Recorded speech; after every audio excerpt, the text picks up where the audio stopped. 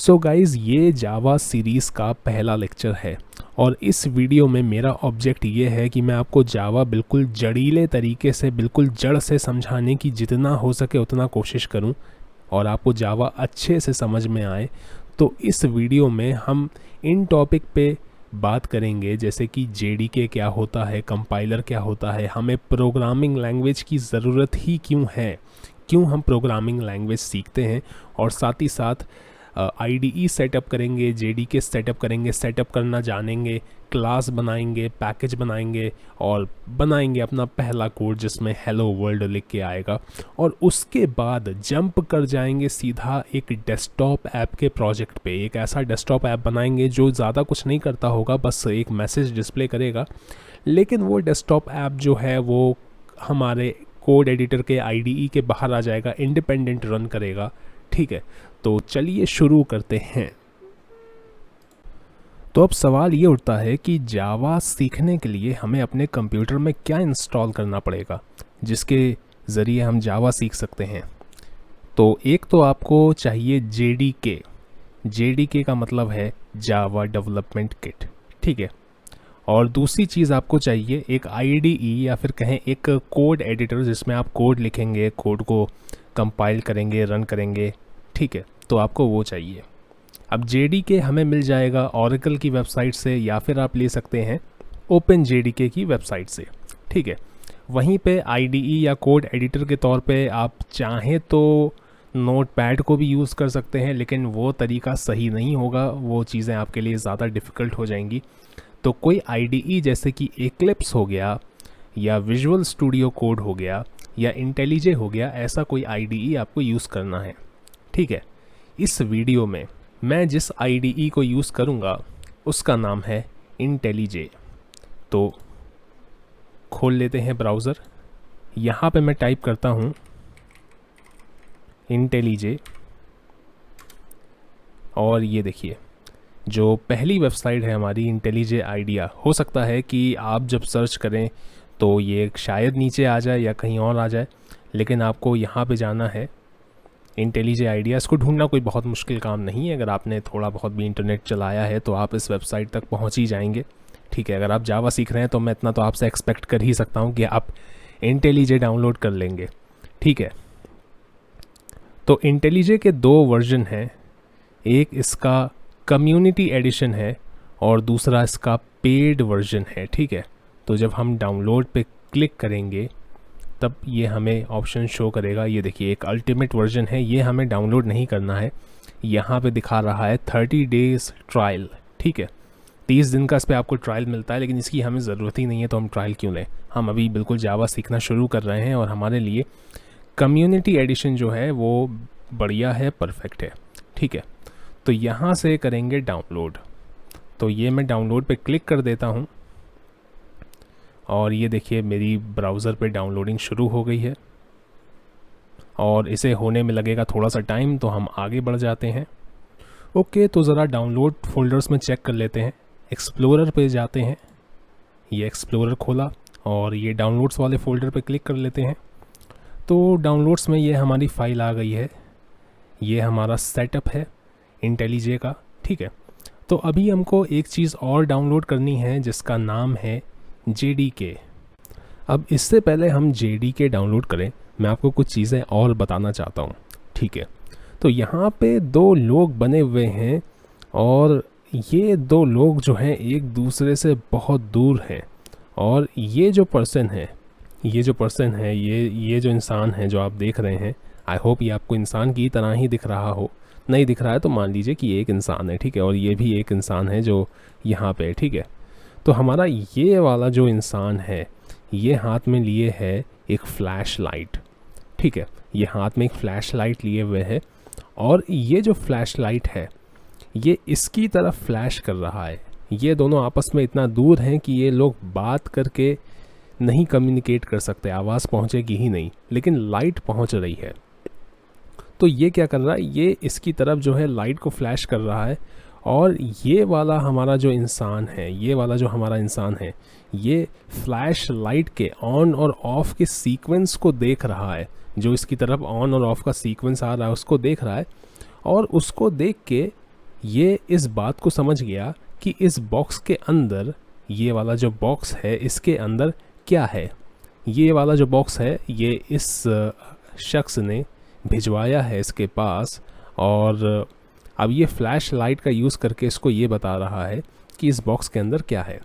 ठीक है, तो सिर्फ फ्लैश लाइट के ऑन और ऑफ करने से, सिर्फ टॉर्च के ऑन और ऑफ करने से कम्युनिकेशन हो सकता है और हो भी रहा है। ठीक है, इस तरीके के कम्युनिकेशन को हम कहते हैं मोर्स कोड, जो कि बज़र के थ्रू भी हो जाता है, फ्लैश लाइट के थ्रू भी हो जाता है। अब ज़रा आप ये चीज़ देखिए कि सिर्फ ऑन और ऑफ़ करने से जो है हम बहुत सारी बातचीत कर सकते हैं। कैसे कर सकते हैं? ऑन और ऑफ़ के सीक्वेंस से हम जो है कैरेक्टर्स असाइन कर सकते हैं। जैसे कि ये ऑफ़ हुआ, एक बार ऑफ़ हुआ, फिर ऑन हुआ, फिर लंबे समय तक ऑफ़ हो गया, इसका मतलब ए है। फिर जल्दी जल्दी ऑन ऑफ़ हुआ 3 बार और फिर एक लॉन्ग टाइम के लिए ऑन हो गया, इसका मतलब बी है। और ऐसे कर करके जो है हम जो है अल्फ़ाबेट से वर्ड्स बना सकते हैं और आपस में कम्युनिकेट कर सकते हैं। ठीक है, यही कुछ मिलता जुलता तरीका जो है हमारा कंप्यूटर भी इस्तेमाल करता है। कंप्यूटर क्या करता है? ट्रांजिस्टर से बना हुआ कंप्यूटर जो है वो या तो बिजली को आगे बढ़ाता है या आगे नहीं बढ़ाता है। ठीक है, हालांकि पूरा कंप्यूटर सब ट्रांजिस्टर से बना हुआ नहीं होता है, लेकिन हाँ, जो अरिथमेटिक लॉजिक यूनिट है वहाँ पे ट्रांजिस्टर्स ही यूज़ होते हैं चीज़ों को इस्तेमाल में लेने के लिए। ठीक है, तो एक ट्रांजिस्टर क्या करता है? वो या तो बिजली को बढ़ाता है या नहीं बढ़ाता है। अब बिजली को आगे बढ़ाने को हम मान लेते हैं 1, हम 1 मान लेते हैं, और बिजली को आगे ना बढ़ाने को हम मान लेते हैं 0। और ऐसे करके 1 0 1 0 1 0 के कॉम्बिनेशन बन जाते हैं, और इस 1 0 के कॉम्बिनेशन से बन जाती है जानकारी। जैसे कि ये 1 0 1 0 1 का मतलब, चलिए हम मान लेते हैं कि इसका मतलब है H।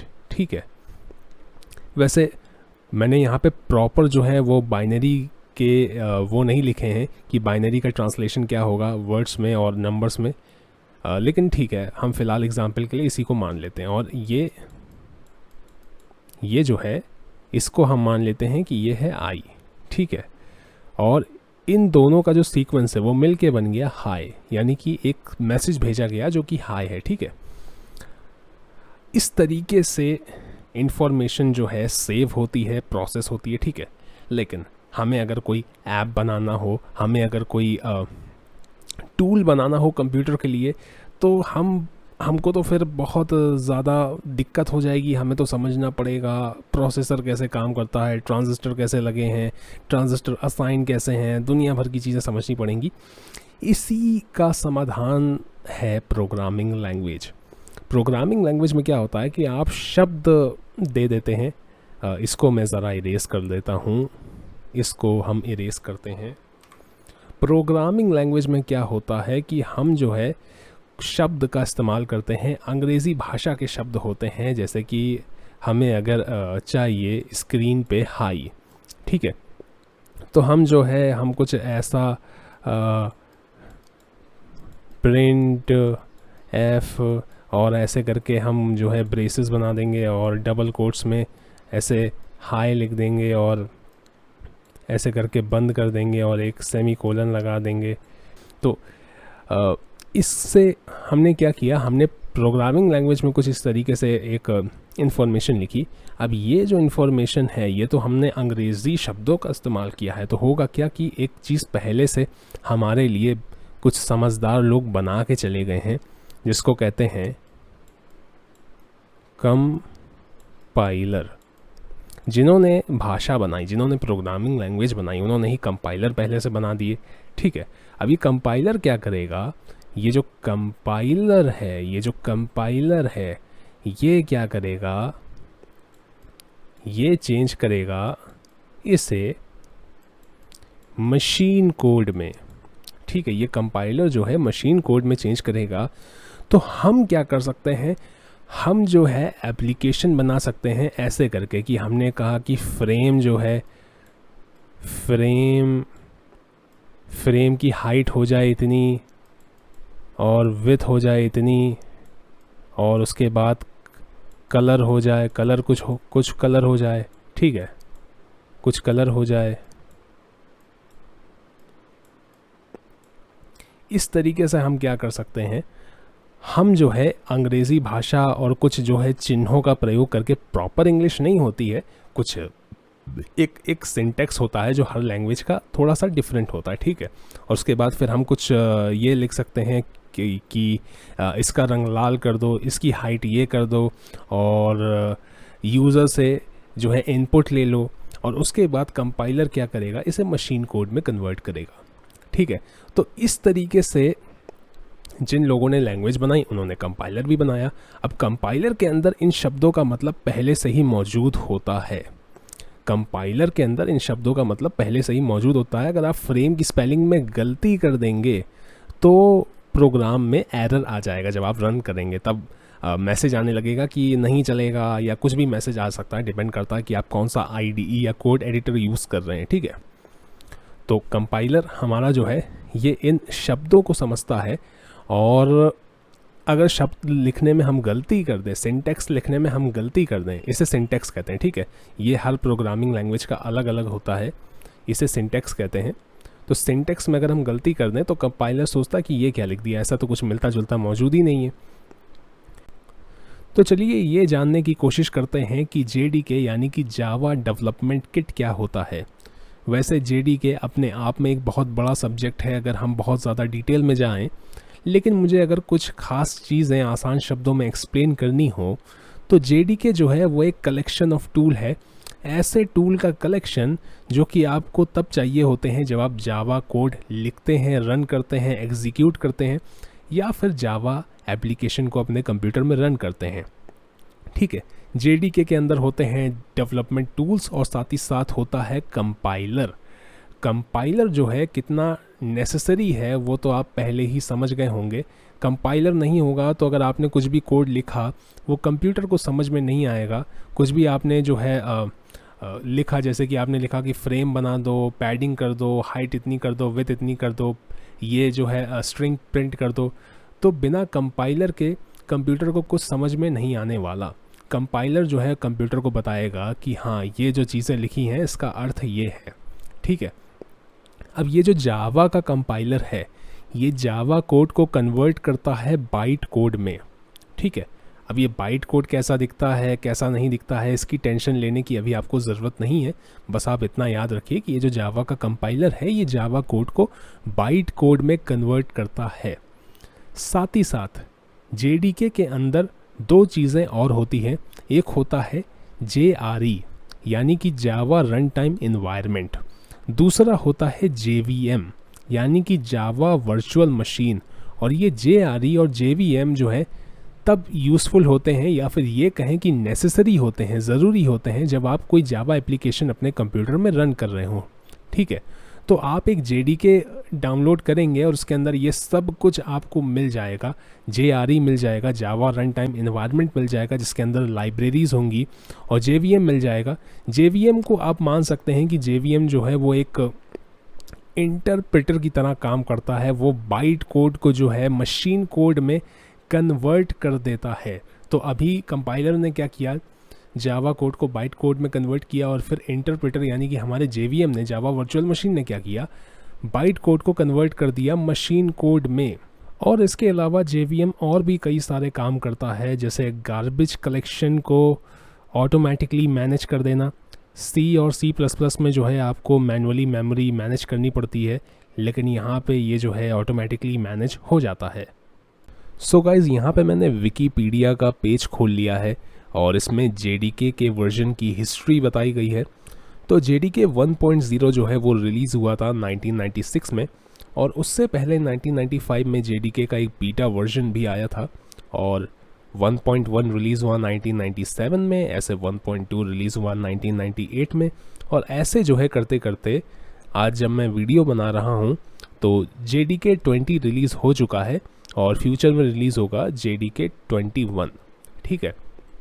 तो जितनी बार भी JDK का एक नया वर्जन आता है, जावा जो है वो थोड़ा सा अपडेट हो जाती है, उसमें जो है सिंटेक्स में कुछ माइनर चेंजेस आ जाते हैं, कुछ नई लाइब्रेरीज़ या API ऐड हो जाते हैं, और अगर कोई पुरानी ऑब्सोल्यूट हो गई है तो वो हटा दी जाती है, ठीक है। अब ये जो छोटे छोटे चेंजेस हैं ये लगातार होते चले गए, और अगर आज हम JDK 1.0 को JDK 20 से कंपेयर करेंगे तो हमें काफ़ी ज़्यादा चेंजेस देखने को मिल सकते हैं, क्योंकि माइनर चेंजेस होते होते अब वो चेंजेस जो हैं मेजर हो गए होंगे। ठीक है, तो 1.0 और 20 में एक हमें बड़ा डिफरेंस देखने को मिल सकता है। हालांकि अगर हम बहुत छोटे मोटे प्रोग्राम बनाएंगे जैसे हेलो वर्ल्ड हो गया या लूप चलाएंगे तो उसमें हमें इतना ज़्यादा कुछ पता नहीं चलेगा।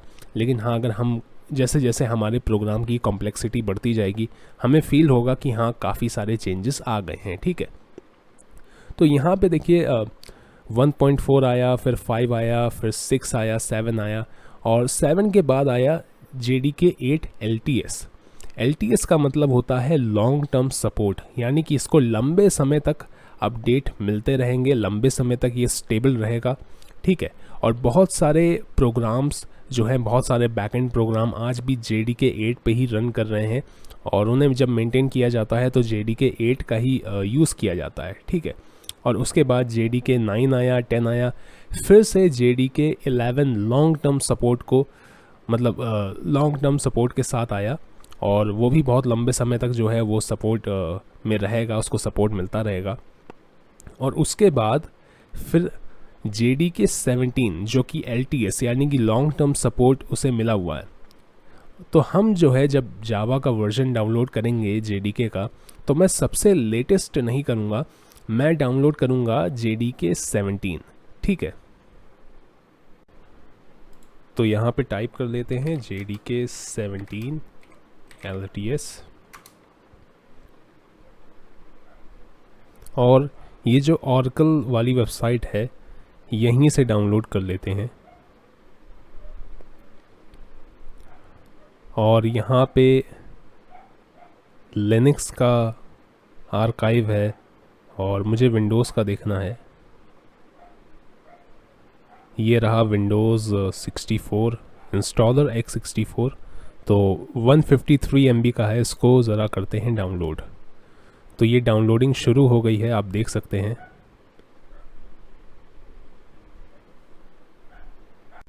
तो डाउनलोड्स फोल्डर को खोलते हैं, और अब दोनों ही फाइल हमारी आ गई है। ये आ गया है JDK 17.0.8। तो चलिए पहले इंस्टॉल करते हैं JDK को। ठीक है,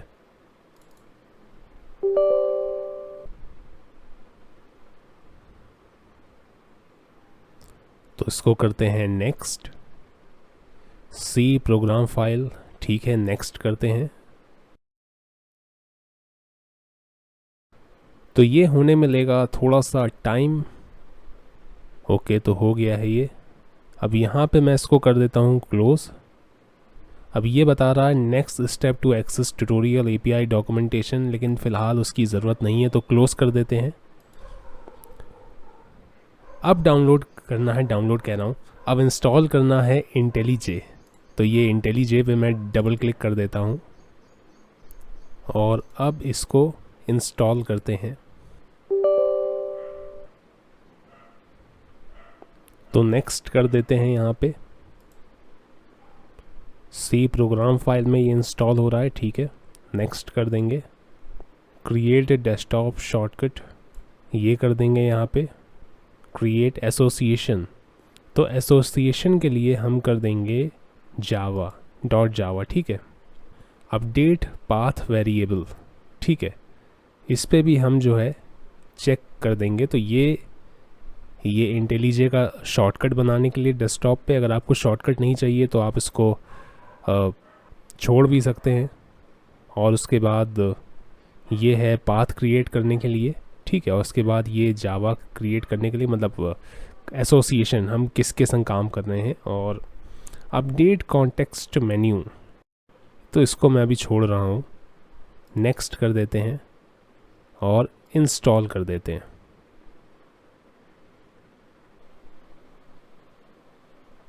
ओके, तो ये इंस्टॉल हो गया है, और अब ऑप्शन आ रहा है कि आपको अपना कंप्यूटर रीबूट करना है। रीबूट से मतलब है रीस्टार्ट करना है या फिर लेटर रीस्टार्ट करना है। तो मैं यहाँ पे क्लिक करके फिनिश कर देता हूँ, तो मेरा कंप्यूटर जो है वो रीस्टार्ट हो जाएगा। ठीक है, सो गाइज़, मैंने अपना PC रीस्टार्ट कर लिया है, और आप देख सकते हैं ये IntelliJ का शॉर्टकट आ गया है डेस्कटॉप पे। तो उस पर कर लेते हैं क्लिक। और IntelliJ खुल रहा है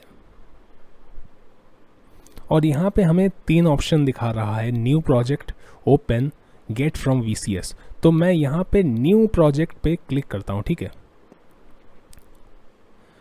तो सबसे पहले ये देख लेते हैं कि हमारा JDK जो है वो डिटेक्ट हुआ कि नहीं हुआ। तो डिटेक्ट हो गया है, यहाँ पे लिख के आ गया 17 Oracle ओपन JDK 17 ही हमने डाउनलोड किया था और वही वर्जन 7.0.8 जो है आ गया है, ठीक है।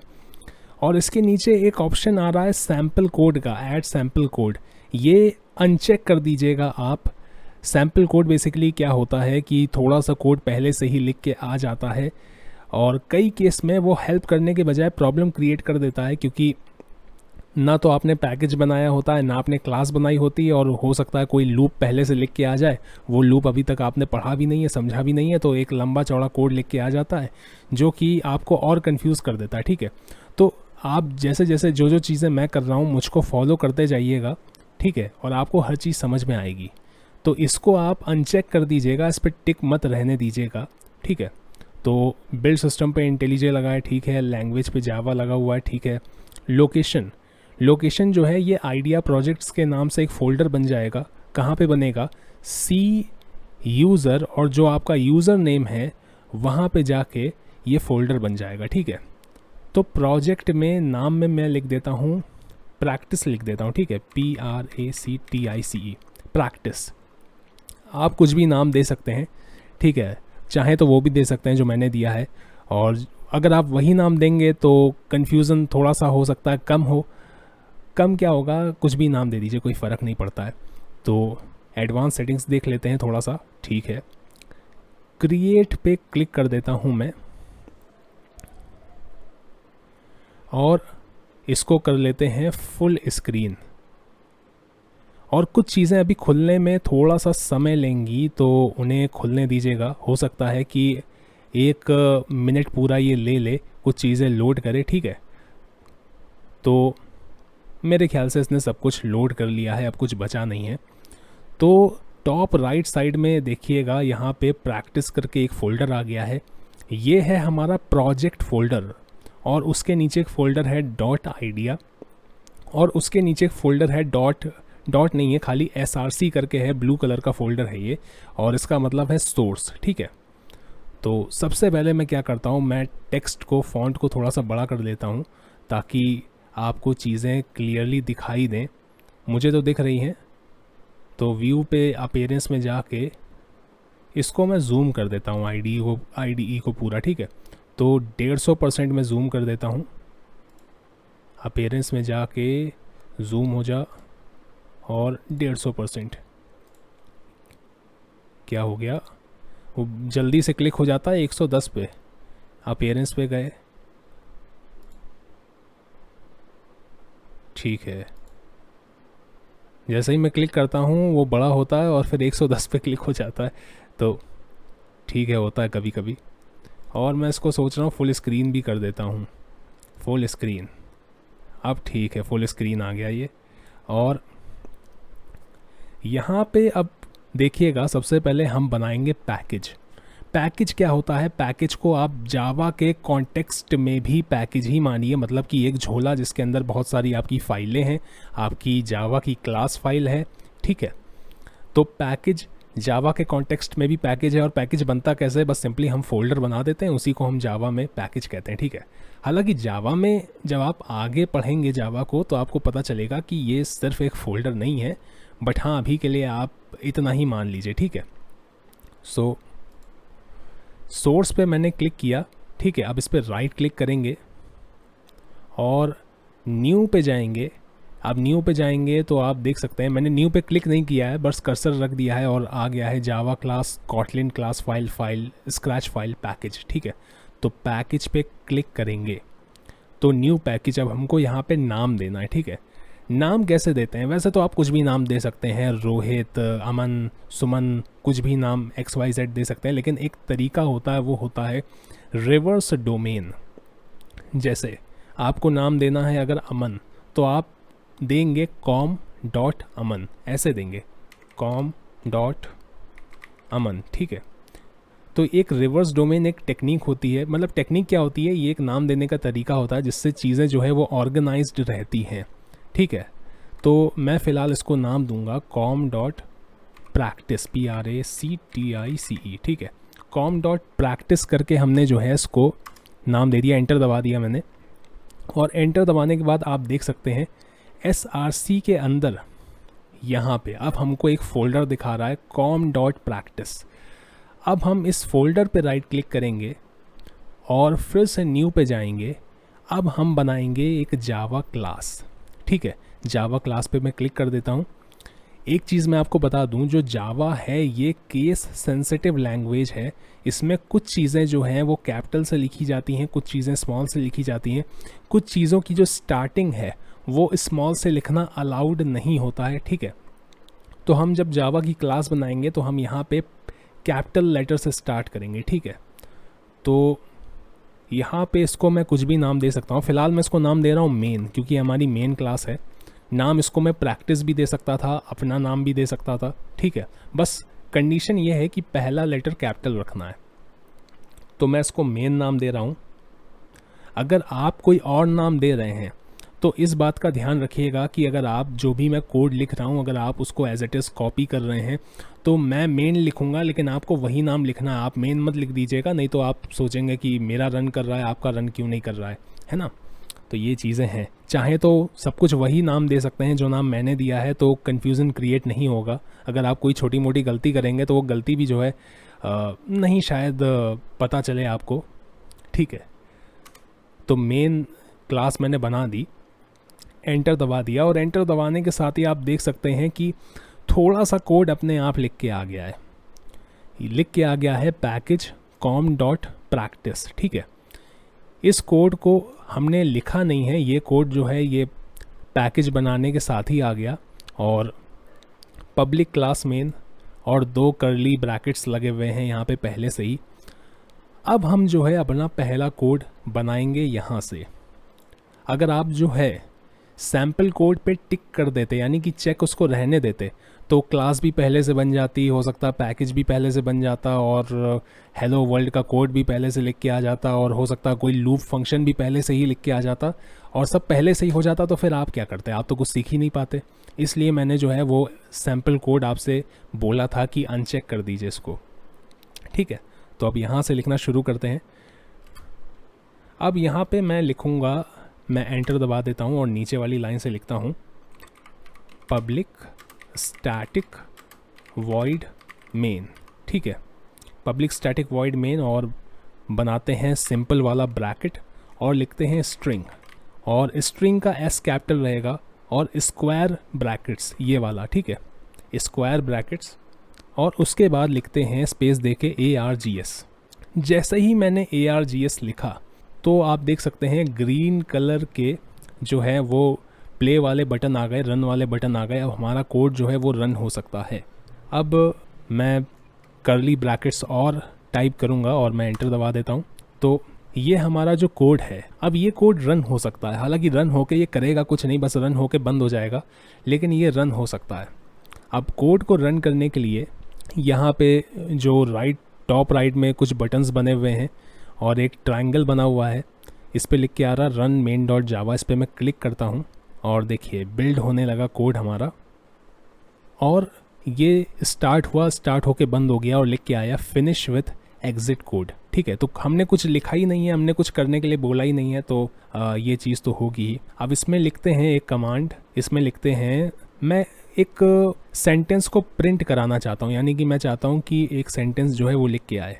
तो सेंटेंस लिखने के लिए system.out.println, ठीक है, ब्रैकेट बना देंगे, डबल कोट्स देंगे, डबल कोट्स के अंदर हेलो वर्ल्ड, ठीक है।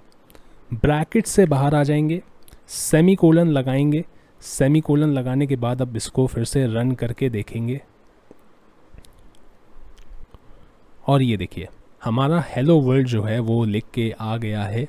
अब आपके मन में हो सकता है काफ़ी सारे क्वेश्चन हो, ये पैकेज क्या है? पैकेज तो मैंने थोड़ा बहुत एक्सप्लेन कर ही दिया है आपको। ये पब्लिक स्टैटिक वॉइड मेन क्या है? स्ट्रिंग क्या है? स्ट्रिंग के बाद ये स्क्वायर ब्रेसेस क्यों लगाने हैं?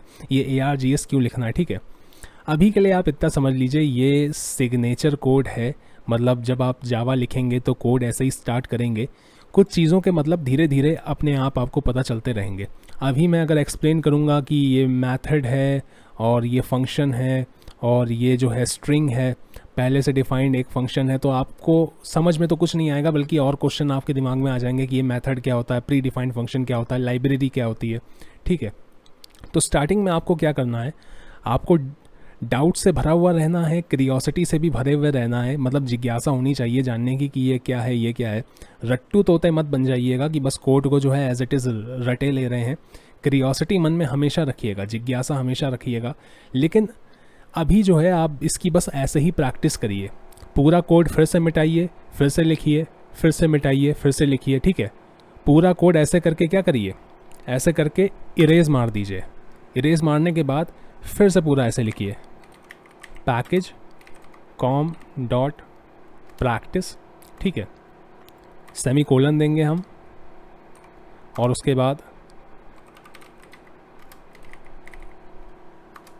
पब्लिक क्लास मेन देंगे, और उसके बाद एंटर दबा के public static void, public static void main के बाद किसी ने अपना कोई जनरेटर वगैरह चला दिया है, तो हो सकता है आपको एक खर्र की आवाज़ आ रही हो। ठीक है, तो उसको अवॉइड करिएगा, मतलब इग्नोर करिएगा कुछ देर के लिए। अरे मुझे कोई फ़ोन भी करने लगा इस वक्त, अभी मैं उठाऊंगा नहीं, कुछ देर बाद उठाऊंगा। ठीक है, तो अब यहाँ पे एक शॉर्टकट होता है system.out.println लिखने के लिए जावा में। ठीक है, तो SOUT साउट लिख के जैसे ही मैं एंटर दबाऊंगा, ये देखिए system.out.println अपने आप लिख के आ गया। लेकिन मैं आपको ये रिकमेंड करूँगा कि आप इस कोड को ज़्यादा यूज़ मत करिएगा, यूज़ करिएगा लेकिन थोड़ा बहुत, क्योंकि होता क्या है ना कि सीखते वक्त अगर आप जो है बहुत सारे शॉर्टकट यूज़ करने लगते हैं तो आपके दिमाग में फिर शॉर्टकट बैठ जाते हैं, फिर आप जो है एक्चुअल कोड भूल के शॉर्टकट याद कर लेते हैं। तो आपको ये पता होना चाहिए कि जावा का जो कोड है वो है system.out.println। ये जो साउट है ये जावा का कोड नहीं है, ये कोड एडिटर का कोड है, कोड एडिटर का शॉर्टकट है। उनके लिए बनाया गया है जो प्रोग्रामर किसी कंपनी के लिए काम कर रहे हैं और उनकी डेडलाइन बिल्कुल करीब आ गई है, अब उनको जल्दी जल्दी जो है रात में ही उठ के जो है कोड करके सवेरे भेजना है कुछ, तो ये सारे शॉर्टकट उनके लिए बहुत काम के हैं। लेकिन आपके लिए ये समस्या क्रिएट कर सकते हैं। आपको हो सकता है एक्चुअल कोड की जगह ये शॉर्टकट याद हो जाएं, वो दिमाग में बैठ जाएं, तो वो ठीक नहीं है। ठीक है, तो हेलो वर्ल्ड लिखा और रन करेंगे और ये रन हो गया। तो हेलो वर्ल्ड ही फिर से लिख के आ गया, मैं अपना नाम लिख देता हूँ। ठीक है, ताकि मुझे कोड यहाँ पे नीचे चेंज होते हुए देखना है। ठीक है, तो मेरा कोड प्रॉपर काम कर रहा है।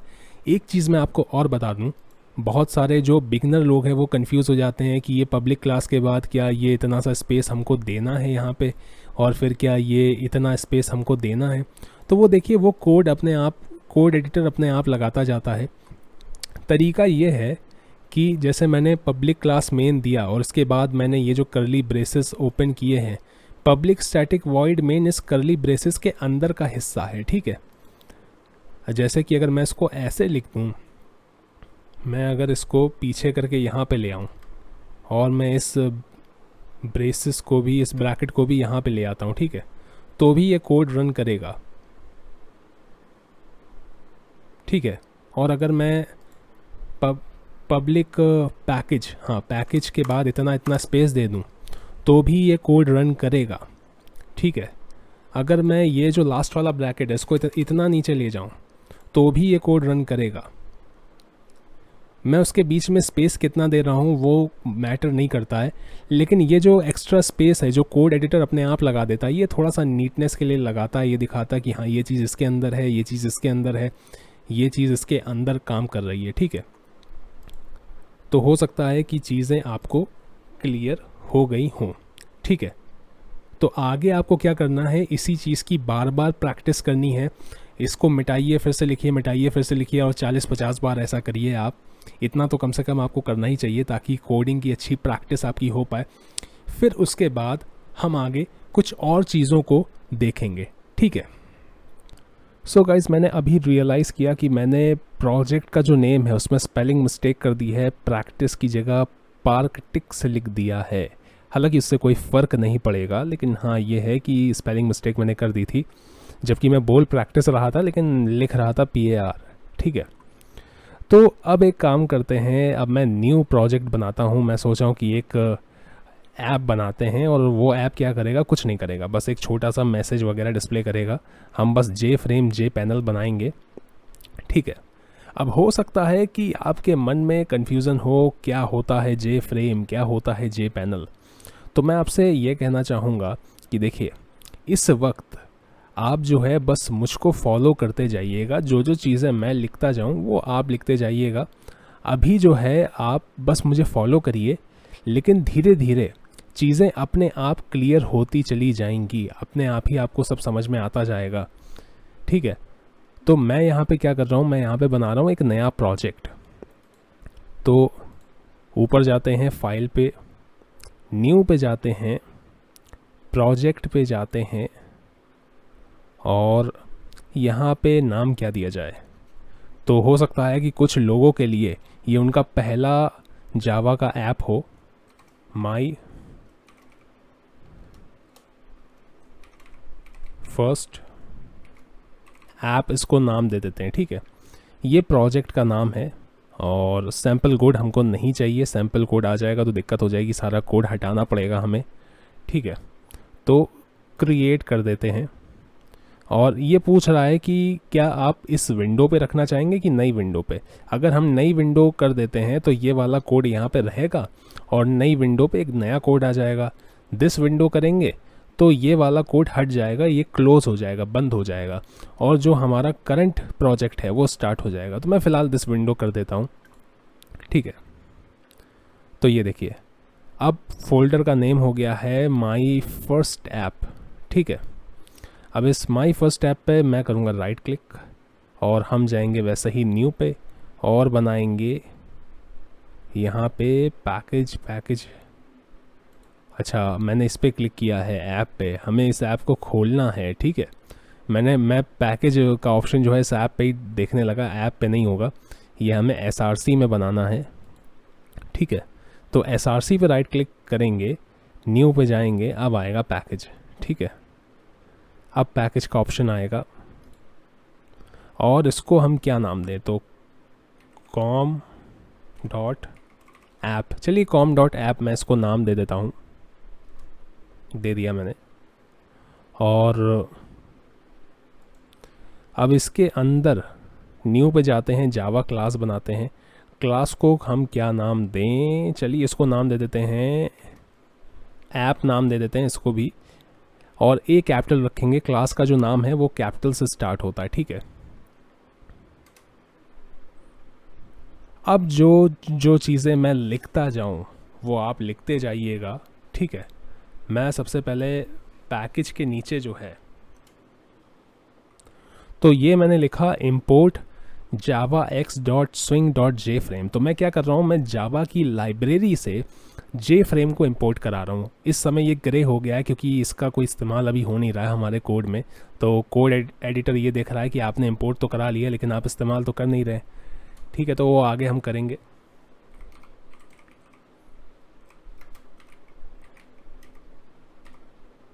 अब मैं क्या कर रहा हूँ, अब मैं JLabel इंपोर्ट करा रहा हूँ। मैं लाइब्रेरी से ये कह रहा हूँ कि JLabel के फंक्शन लेके आओ, ठीक है। अगर मैं ये लाइन ऊपर नहीं लिखूंगा और नीचे कोड लिख दूंगा तो हो सकता है कोड एडिटर को समझ ही में ना आए कि मैंने ये क्या लिख दिया है, या हो सकता है हमारा कोड एडिटर अगर स्मार्ट है, जो कि मेरे केस में है, तो वो खुद ही अपने आप इंपोर्ट करा लेगा कि अच्छा तुम इंपोर्ट कराना चाहते हो तो ठीक है, इसको इंपोर्ट कर लेते हैं। अब यहाँ पे अपना वही नॉर्मल कोड लिखेंगे, public static void main string args।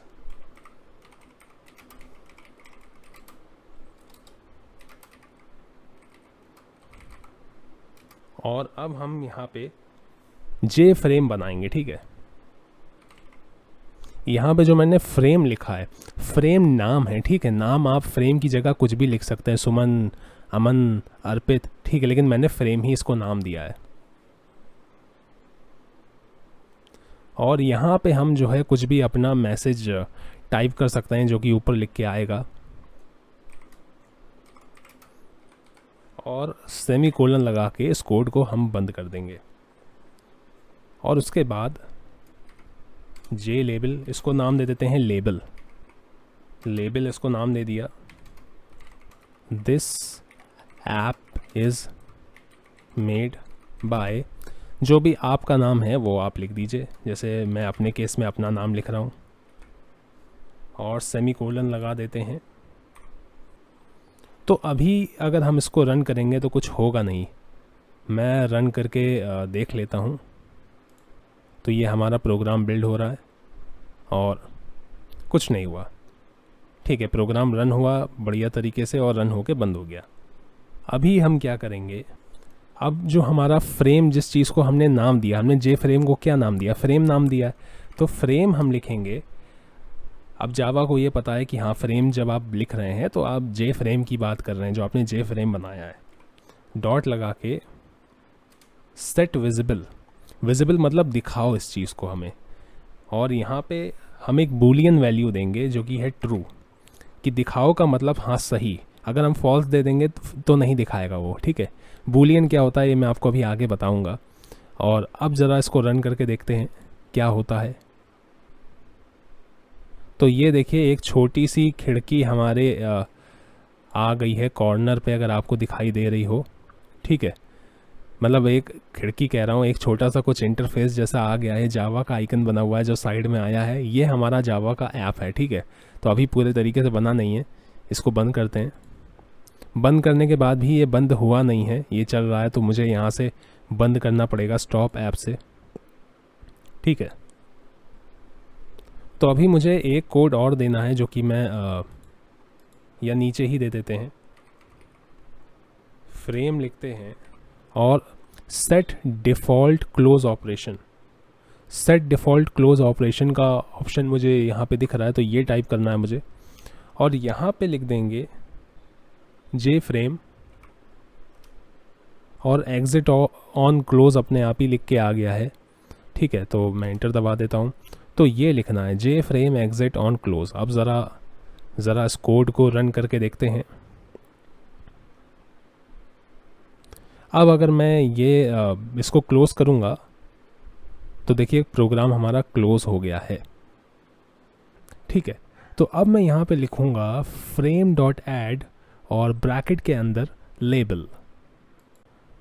तो फ्रेम का साइज़ दे देते हैं फ्रेम डॉट सेट साइज़, तो कुछ भी साइज़ दे देते हैं। चलिए मैं इसको 300 बाय 200 दे देता हूँ। तो हाइट एंड विड्थ हो गई। अब ज़रा रन करके देखते हैं, तो कुछ एरर आया है। अच्छा, ठीक है, समझ गया मैं क्या एरर आया है। यहाँ पे मैंने एल कैपिटल कर लिया है, तो मेरे पास दो ऑप्शन है, या तो मैं इसे स्मॉल कर लूँ या फिर मैं, ठीक है, फ्रेम डॉट ऐड लेबल। अब कोड हमारा सही हो गया है।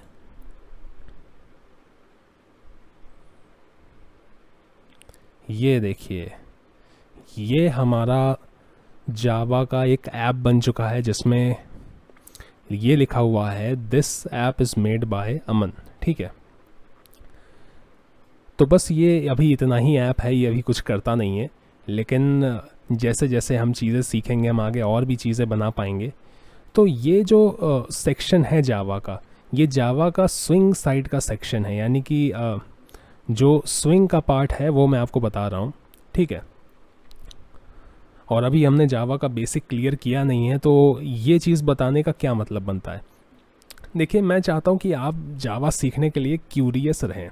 अगर मैं आपको वेरिएबल्स, एरेज और लूप्स ऐसे सीधे सीधे बताता चलूँगा तो हो सकता है कि कुछ लोगों को ये समझ में ना आए कि ये सीख के हम करेंगे क्या। हमने वेरिएबल जान लिया, ठीक है, अब हमने एरे जान लिया, ठीक है, लेकिन ये जान के बनेगा क्या हमसे, हम क्या बनाएंगे और कैसे बनाएंगे। तो जब आप कुछ जानकारी लेने के बाद कुछ चीज़ें बना पाते हैं ना, तो आपके मन में इच्छा रहती है कि हाँ आगे और जाने, ताकि हम इसको और बेहतर तरीके से बना पाएँ। जैसे अभी आपने एक खाली ऐप बना लिया, अब आपके मन में जिज्ञासा तो होगी कि ऐसा भी ऐप हम बनाएं जिसमें कुछ बटन हो, कुछ क्लिक करें तो वो कुछ करे, तो बटन कैसे लाएंगे, बटन के लिए क्या कोड है, और कुछ लिखने का ऑप्शन कैसे आएगा, ठीक है।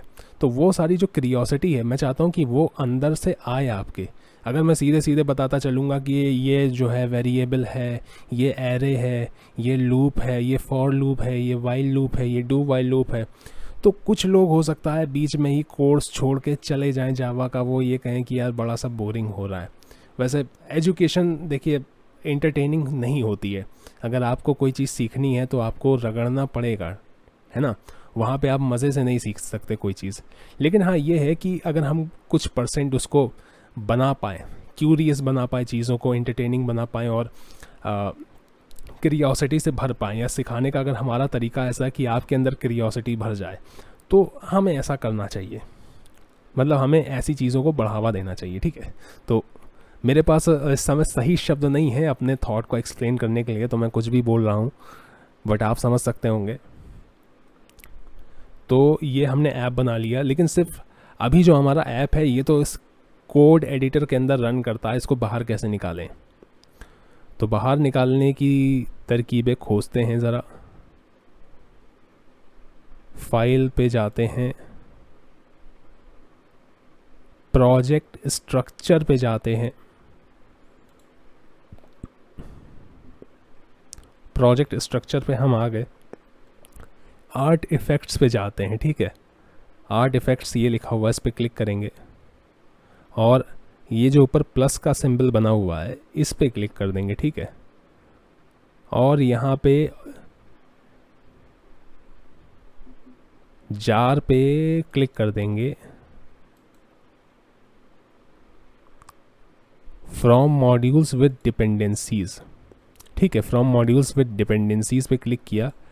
अब यहाँ पे क्लिक करेंगे और ये जो हमारी ऐप फाइल है, जो जावा की फ़ाइल हमने बनाई थी, इसको क्लिक करके ओके कर लेंगे, ठीक है। अब यहाँ पे कर लेंगे ओके, और आउटपुट डायरेक्टरी जो है ये है सी यूज़र अमन आइडिया प्रोजेक्ट, और आउटपुट डायरेक्टरी आप डेस्कटॉप भी कर सकते हैं। मैं फ़िलहाल यहाँ पे आउटपुट डायरेक्टरी को कर देता हूँ डेस्कटॉप, ठीक है। मैंने आउटपुट डायरेक्टरी डेस्कटॉप कर दिया है। और अब हम इसके बाद जो ऑप्शन ऊपर आ रहे हैं, बिल्ड पे जाएंगे, बिल्ड पे क्लिक करेंगे और बिल्ड आर्टिफैक्ट्स, ठीक है, बिल्ड आर्टिफैक्ट्स पे क्लिक करेंगे। My first app dot jar यहाँ पे लिख के आ रहा, और बिल्ड पे क्लिक कर देंगे तो ये बिल्ड होना स्टार्ट हो गया है। और ये क्या लिख के आ गया, हाँ वो कभी कभी लिख के आ जाता है, ठीक है। तो मैं ज़रा क्या करता हूँ, मैं ज़रा इसको जो है नीचे रखता हूँ। सो गाइज़ मैं आ गया हूँ डेस्कटॉप पे, और ये आप देख सकते हैं my first app dot jar. तो ज़रा इसको खोल के देखते हैं, डबल क्लिक करते हैं और ये देखिए this app is made by Aman. और बस ये ऐप अभी इतना ही है, ये कुछ खास करता नहीं है, लेकिन ये हमारा फर्स्ट ऐप है, ठीक है। और क्या ये दूसरों के कंप्यूटर में ये ऐप रन करेगा? देखिए इस ऐप को रन कराने के लिए चाहिए JDK, तो किसी भी कंप्यूटर में अगर JDK इंस्टॉल है तो ये ऐप रन करेगा, ठीक है। किसी भी कंप्यूटर में अगर जावा डेवलपमेंट किट पहले से इंस्टॉल है तो ये ऐप जो है इंडिपेंडेंट रन करेगा कोड एडिटर से बाहर आके, ठीक है। सो गाइज़ अभी के लिए बस इतना ही, बाकी चीज़ें जानेंगे नेक्स्ट लेक्चर में, तो तब तक के लिए बाय बाय, नमस्कार।